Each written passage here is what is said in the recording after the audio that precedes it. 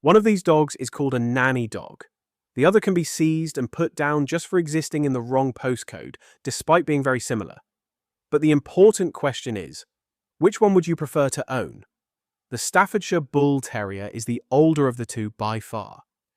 Their roots go deep into the industrial heartland of England, specifically the Black Country region of Staffordshire in the early 1800s. This was when bear baiting and bull baiting were still common entertainment. Breeders crossed the Old English Bulldog with various terrier types to create a dog that was fast, tenacious, and game enough to get into the fighting circles at the time. The result was a fearless, muscular dog, built low to the ground. When blood sports were banned in Britain in 1835, much of the fighting moved underground. The Staffies' role didn't disappear overnight, it simply shifted. But over time, as enforcement increased and attitudes changed, the breed transitioned into something unexpected: the family dog. The working-class communities of the Midlands and Northern England kept Staffies as companions, and the dogs earned a reputation for being fiercely loyal with people, especially children. They became known as the nanny dog, a nickname that's debated today but speaks to the genuine affection they were known for and protective nature over their loved ones. The Kennel Club officially recognised the Staffordshire Bull Terrier in 1935, a huge step forward from their origins. Now, here's where it gets a little messy. When British immigrants travelled to America in the mid to late 19th century, they brought their bull and terrier dogs with them. In the United States, these dogs were bred with a different purpose in mind. And with more space and different tastes, American breeders selected for a larger, heavier, more powerful dog. The American version diverged significantly from its English cousin. It became bigger-boned, taller, and was bred for both farm work and, in some regions, continued dogfighting due to their high drive. In the early 1900s, the American Kennel Club registered the breed under the name Staffordshire Terrier in 1936, just 1 year after the UK's Kennel Club recognised the Staffy.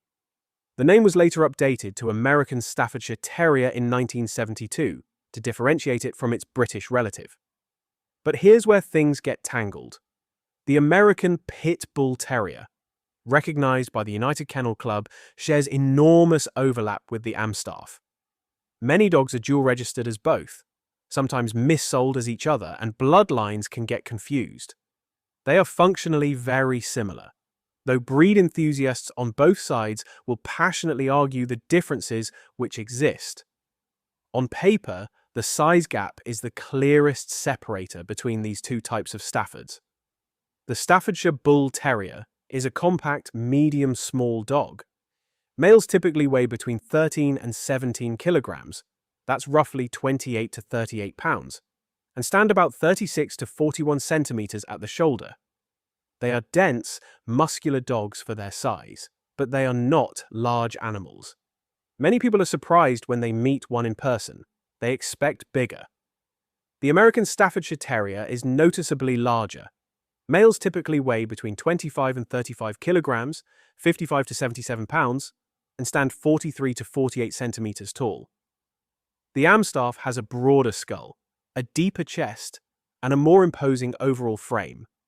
Same DNA, decades of different selective breeding, dramatically different results. Both breeds share core traits. They are people-oriented, loyal to the point of obsession, courageous, and energetic.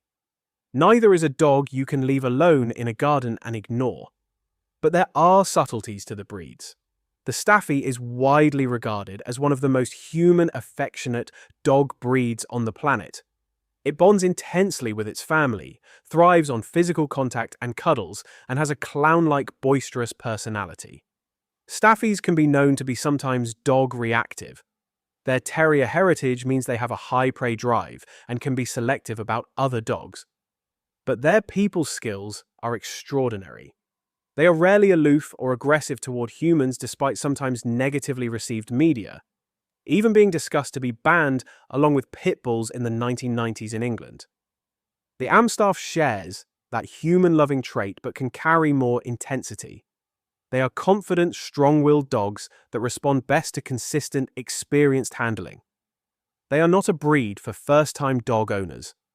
Both breeds require early socialization and firm but positive training. But the AmStaff's greater size and strength means mistakes in training carry higher consequences. They became a symbol of American toughness and loyalty, becoming popular with Petey from the Little Rascals being popularized too. Neither breed is naturally aggressive toward humans. Both have been selectively bred away from human aggression for generations, a trait that was actually a necessity in dog fighting, where handlers needed to separate fighting dogs by hand. The real game dogs like pit bulls prevailed in these circles, while Staffordshire Terriers of both kinds moved towards family roles instead.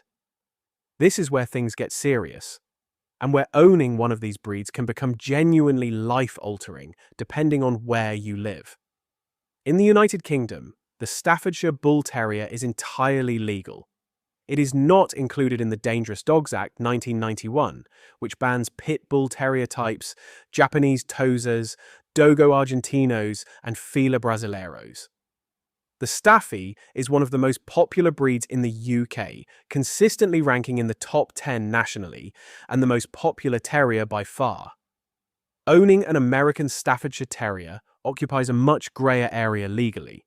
In the UK, it can be, and often is, assessed as a pit bull terrier type, based on physical characteristics, meaning that even without documentation of breed, a dog can be seized and euthanized under breed-specific legislation.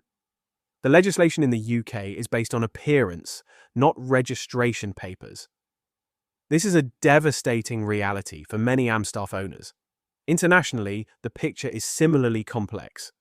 In Australia, the American Staffordshire Terrier is banned or heavily restricted in several states, including Queensland and Western Australia. In parts of Germany, the breed requires special permits.